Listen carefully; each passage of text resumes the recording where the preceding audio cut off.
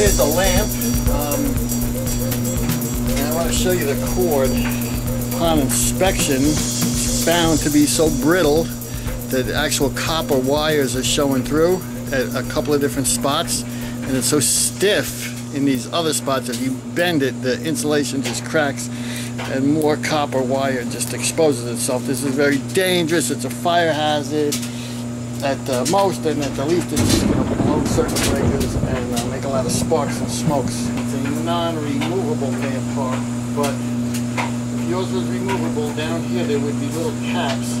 You can squeeze together here, push the caps up and take this top off. It makes it a little easier to work on. It's not totally necessary to remove it. But what we want to do is take this lamp socket here, and if you look carefully at a certain point, engraved in it, it says press, and if you press with your thumb, you'll be able to take the sleeve off. Just have the actual on-off switch.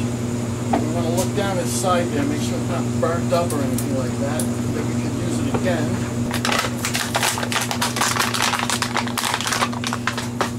Is an 8-foot lamp cord sold in that blister pack, and it has a plug molded onto it already permanently. And the other end has our 2 leads that after we fish it through, we're going to attach to our socket.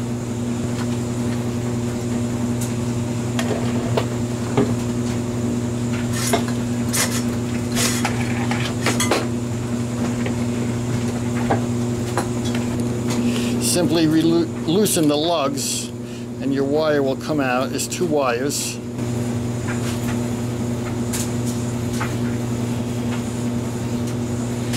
Now we can simply thread our new lamp cord through, carefully of course, and install the socket in reverse of removal. Just carefully stick it in there, but first we're going to kind of straighten the wire out with our fingers, just pulling it through our fingers, and maybe I'm going to twist these 2 together, kind of make a point out of them. Just stick it in there. When you think you have enough that you might be able to feel it at the top, take your hand and put it up by the top, because there it is. See it? So now we're almost there. What I'm going to do is pull it back through the bottom. I'm going to leave about 2 inches up here, and I'm going to separate them, and I'm going to make a knot. And this is going to be our strain relief, so if the cord gets pulled, it's not going to pull the wires off our connections. Hopefully it would just get like pulled like that and stuck there. So there's 2 cords here, as you can see. If you look at the side of them, one will have a smooth side and the other will have a couple of lines in it. Can you see that? A couple of lines molded into it. One is a smooth side, one is a couple of lines molded into it. Because the plug on this has a fat blade and a skinny blade,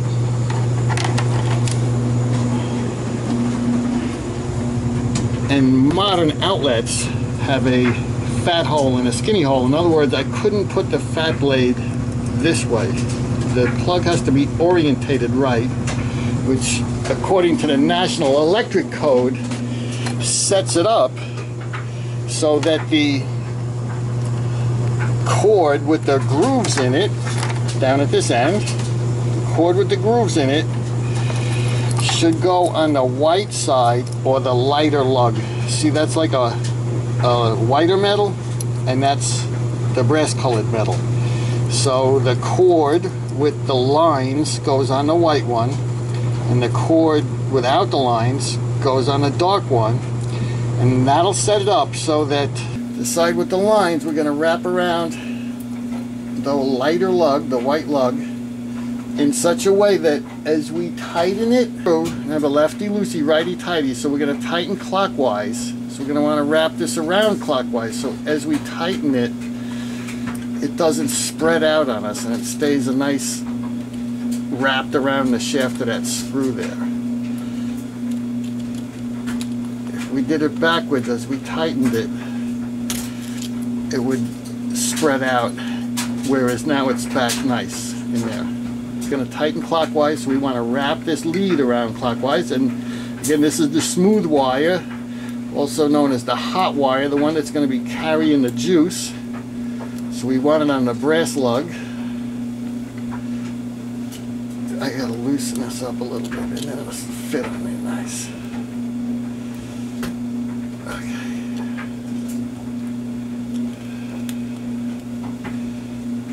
Okay, the socket is wired up.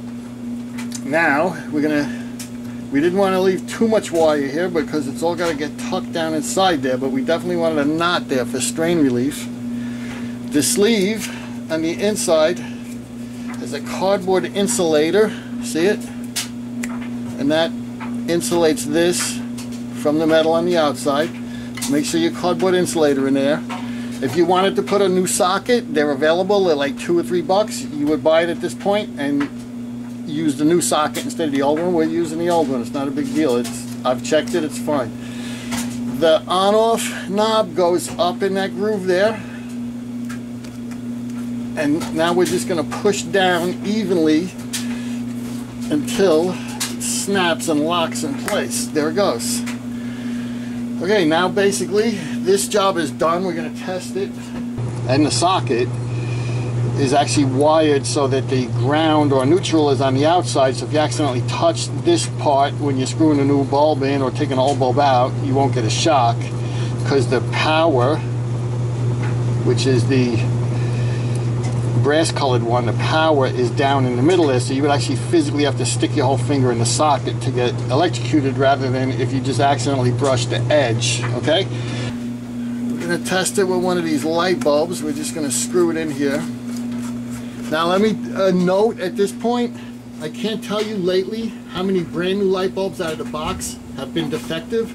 So if at this point you screw in a bulb, you plug this thing in and you operate the switch and the light doesn't come on, don't think you messed up. Put a different new light bulb in and try it again. Because I'm telling you, a lot of bulbs lately, right brand new out of the box, are defective. The grooved one goes on the white lug and the smooth one goes on the brass lug. Here's our lamp cord.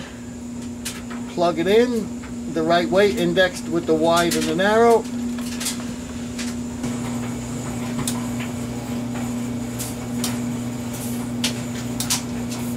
Very nice.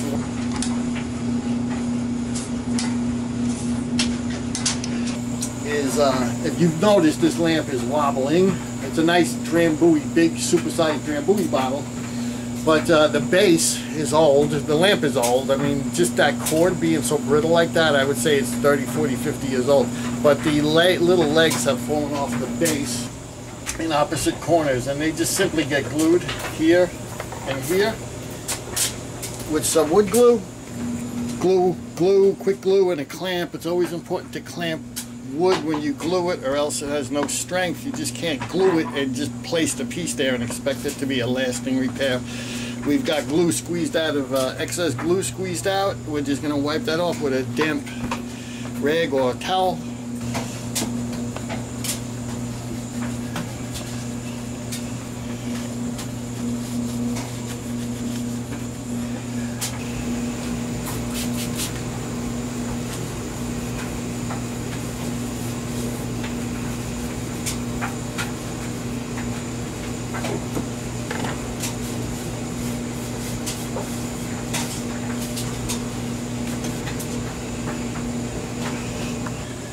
Thank you, my friends, for watching. Thank you, my friends, for subscribing. I hope I helped you out. Use the comment box below. Any questions or comments, that's what it's there for. Rate the video, thumbs up, thumbs down, whatever. And don't forget, sub to my channel, because all of this interaction helps me out.